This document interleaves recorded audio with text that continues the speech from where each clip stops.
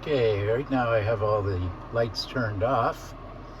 I made a video of the interior of the trailer the other day, but since I got my latest update from the kind-hearted folks at Apple, I was in the wrong aspect ratio to make a decent video.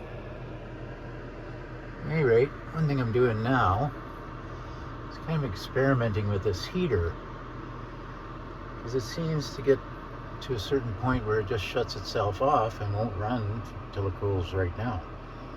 So I don't really know what's up with it, but I'm trying to replicate what's been happening.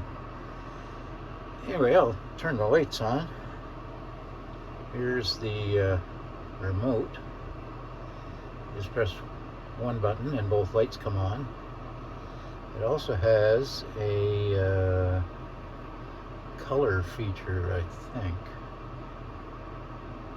And there's a dimmer, and you can turn it as a motion sensing detector. Anyway, here's the large window that also doubles as an escape window.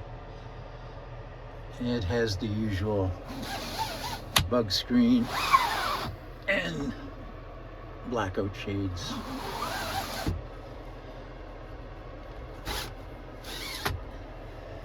Which I'm sure you've seen 100 times in every video. Here's a smaller window. It's on the...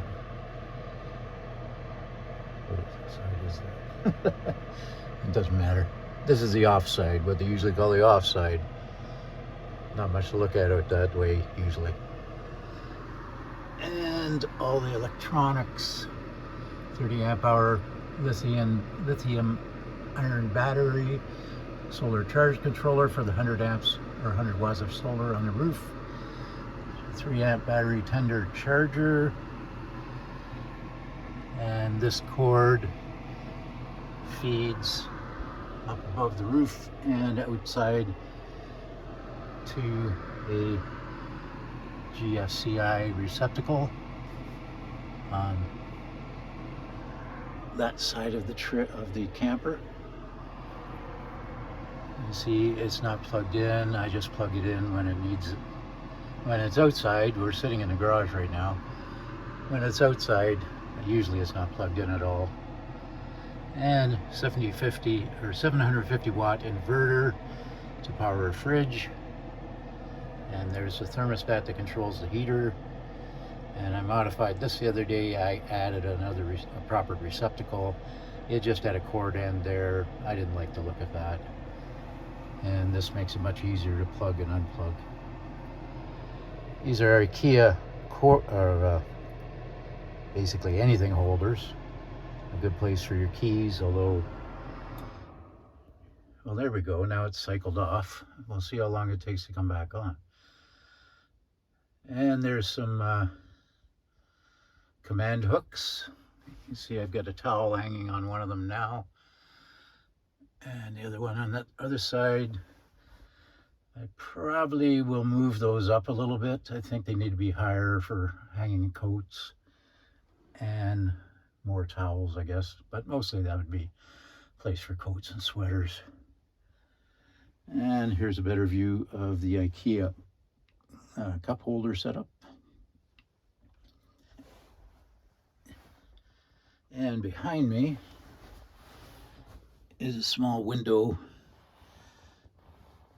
That's just so the rear view mirror in the truck can see through. And you see, I guess I could turn this around. I don't know. I wish Apple would put a reversing feature on their phone, but at any rate, I'll just see what happens here. I'm sitting straight up. I think I have about a foot of headroom.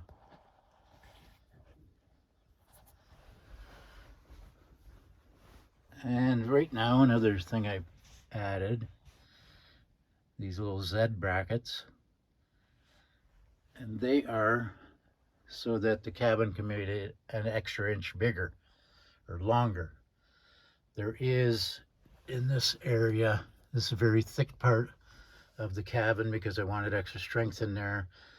So between the mounts, the over 2-inch thick wall and the mounting system for the seals, that is almost 3 inches thick. So I thought I'd take advantage of it and add an extra inch.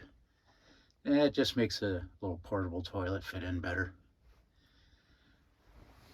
If you don't want a space to crawl in, you can add another foot of foam bed if you wanted to buy some. So you would end up crawling right into on top of the bed, but a lot of people don't mind that. I prefer to have the portable toilet, so at night I can go for a pee without having to leave the camper. I guess that's about all I wanted to mention in this video.